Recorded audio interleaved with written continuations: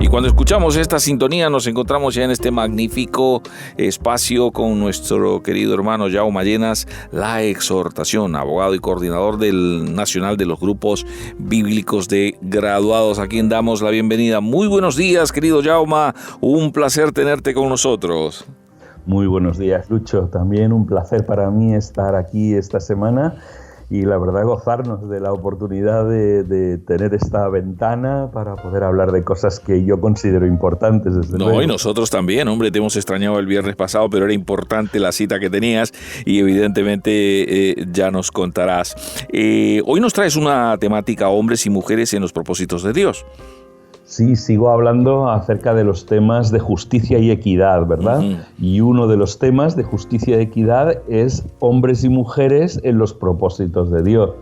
La verdad es que como cristianos tenemos algunas diferencias, no todos pensamos igual, y las diferencias acerca de lo que es papel de hombre, papel de mujer en los propósitos de Dios son lícitas, son adecuadas. Dios no nos ha revelado todo claramente y por eso hay territorio para las opiniones. Pero incluso habiendo ese territorio, creo que hay temas en los que deberíamos estar de acuerdo, temas en los que deberíamos coincidir porque son básicos en las Escrituras y creo que todos creemos igual en esos puntos. Por ejemplo, voy a compartir algunos que me parecen claros. El primero es que hombres y mujeres compartimos un origen igual. Todos hemos sido creados por Dios y todos hemos sido creados como portadores de la imagen y la semejanza de Dios. En segundo lugar, todos compartimos el mandato de gobernar, de señorear sobre la creación. Y ese mandato de señorear sobre la creación no incluye en ningún caso el que el hombre señoree sobre la mujer. Esto no está en la Biblia, esto no pertenece al propósito de Dios desde el inicio, sino que es consecuencia de la caída en el pecado. Antes de la caída en el pecado, ninguno señoreaba sobre ninguno, sino el hombre y la mujer señoreaban sobre la creación. Tanto hombre como mujer comparten un enemigo. Satanás es el enemigo del hombre y es el enemigo de la mujer.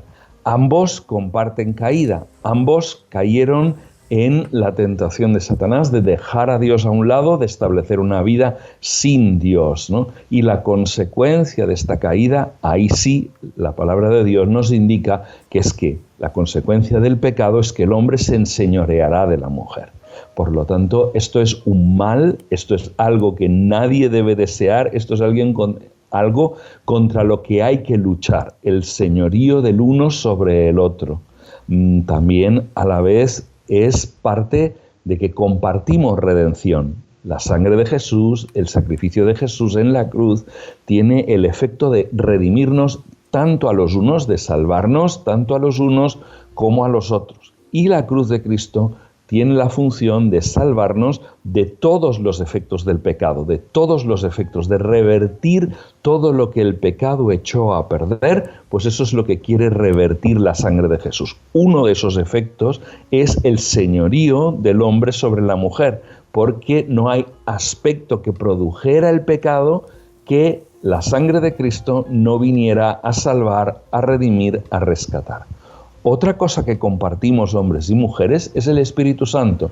Cuando somos salvados por Jesús, recibimos hombres y mujeres el Espíritu Santo. Un Espíritu Santo que llama y que imparte dones tanto a hombres como mujeres. Es muy curioso cómo cuando Pedro recibe el Espíritu Santo en el aposento alto, se presentan en el templo y comienzan ahí a proclamar el Evangelio y lo ven como el cumplimiento de la profecía de Joel, en la profecía del Antiguo Testamento. Es muy curioso porque cuando Pedro ahí en el día de Pentecostés explica los efectos de la llegada del Espíritu Santo, lo define así. Dice, derramaré de mi Espíritu sobre toda carne, y vuestros hijos y vuestras hijas profetizarán. Muy curioso porque hubiera podido decir hijos refiriéndose a hombres y a mujeres, pero no, quiere ser específico y dice vuestros hijos y vuestras hijas profetizarán. Un poco más adelante dice, y de cierto sobre mis siervos y sobre mis siervas en aquellos días derramaré mi espíritu y profetizarán. Hubiera podido decir siervos, para referirse a siervos y siervas, pero no lo hace así.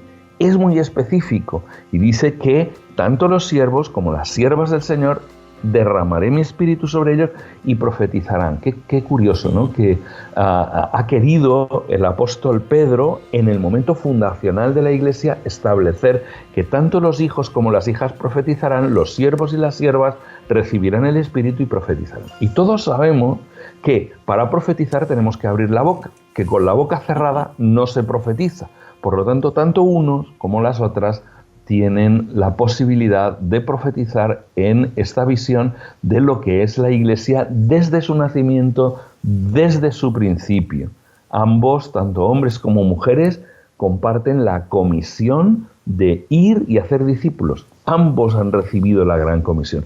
Ambos han recibido la comisión de bautizarles en el nombre del Padre, del Hijo y del Espíritu Santo. Ambos han recibido la comisión de enseñarles con autoridad el camino del Señor, cómo cumplir con ese encargo de enseñar todas las cosas que Jesús nos ha mandado. Y ambos compartimos un mismo destino final. Ambos somos coherederos de la vida y por lo tanto ambos compartimos el destino eterno de estar con Jesús eternamente. Fijaos cuántas cosas compartimos hombres y mujeres. Sin embargo, cuando observamos la realidad en el día de hoy, no vemos que la situación sea así.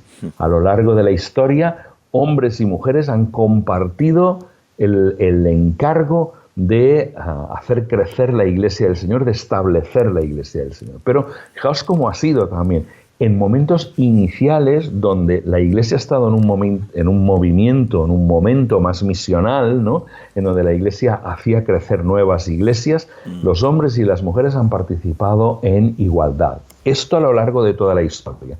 Los hombres y las mujeres han tenido un alto sentido de responsabilidad y han sido plantadores de iglesias. Hoy en día esto sigue produciéndose. Fijaos que se dice que en Irán, una de las iglesias en mayor crecimiento en el día de hoy, en un país islámico donde las mujeres han estado históricamente sometidas, sin embargo, en la plantación de iglesias, hombres y mujeres están siendo tremendamente activos. Más o menos la mitad del liderazgo de la Iglesia en Irán hoy en día, y mirad la tradición de la que vienen, son mujeres. En el crecimiento de las iglesias, de las microiglesias en las casas en China, se reconoce que hombres y mujeres han plantado iglesias por igual y que el liderazgo femenino sigue siendo un liderazgo altísimo. ¿Qué es lo que ocurre? Que luego, cuando la Iglesia deja ese entorno misional, ese entorno de plantación de iglesias, ese entorno tan misionero, y la Iglesia se convierte en una iglesia más institucional, la Iglesia genera templos, la Iglesia genera estructuras, en ese momento, curiosamente, las mujeres son dejadas a un lado y no tienen el mismo papel que los hombres. Esto está ocurriendo y quizás el problema es que estamos dejando de ser ese movimiento misional que teníamos que ser. Cuando la Iglesia lo recupera, hombres y mujeres tienen el mismo protagonismo. Imaginaos que un entrenador de fútbol tuviera que jugar sus partidos y que cuando fuera a seleccionar solo seleccionara a la mitad del equipo. La otra mitad del equipo lo dejara para funciones administrativas, para cuestiones secundarias, pero no los hiciera entrar como protagonistas en el campo, sino que solo la mitad del equipo estuviera ahí. Hoy en día a veces parece que intentamos hacer esto, que intentamos jugar el partido que Dios nos ha dado, cuando Dios ha dado dones a hombres y mujeres, solo con los hombres, dejando a las mujeres en segundo lado. Por cierto, en la Iglesia hoy en día hay más mujeres que hombres. Hay un estudio a nivel global que dice que el 47% de la Iglesia son hombres, el 53% de la Iglesia son mujeres. Hay una brecha muy importante. Hay países donde la distancia entre hombres y mujeres que componen la Iglesia es muy grande y especialmente esto se produce en Latinoamérica. Todos los países tienen más mujeres, significativamente más mujeres que hombres, con la excepción de Venezuela, por cierto. En África ocurre lo mismo. En Asia ocurre lo mismo. El país donde hay una brecha más grande entre hombres y mujeres es Corea del Sur, donde hay un 23% de mujeres más que de hombres, pero también en países de Europa como Lituania, Gran Bretaña, la separación, el número de mujeres en toda Europa también es bastante más importante de mujeres como de hombres. Por lo tanto, queridos, saquemos al campo a lo mejor que tenemos. Que saquemos al campo sin mirar si es hombre o es mujer, sino simplemente saquemos a aquel que ha recibido un don de parte de Dios para hacer esa tarea. No es importante el género del uno o del otro, es importante que haya recibido un don del Espíritu del Señor. A veces parece que preferimos que sea hombre, aunque no tenga el don, que la mujer que sí que lo tiene, ¿no? Y dejamos a las mujeres sentadas. Por justicia, por equidad, por llamamiento de parte del Señor, saquemos a lo mejor que tenemos en el banquillo en el día de hoy, volvamos a incorporarlo al campo y hagamos justicia y equidad como el Señor nos ha pedido. Y esta era mi reflexión en el día de hoy. Jaume, pues excelente, realmente tomemos buena nota de esto, hombres y mujeres en el propósito de Dios, en la temática que estás tocando, justo y equitativo, y es un buen consejo, está muy bien graficado evidentemente, y que no podemos prescindir de ese 50% del equipo que lo tenemos ya, querido Jaume, y es un valor activo que el Señor ha puesto para el equipo, ¿no? Tremendamente activo. No, a veces pedimos, ¿no? Señor, danos más dones, y los dice, es que los tenéis ahí, pero los tenéis sentados en el banquillo, ¿no? Efectivamente.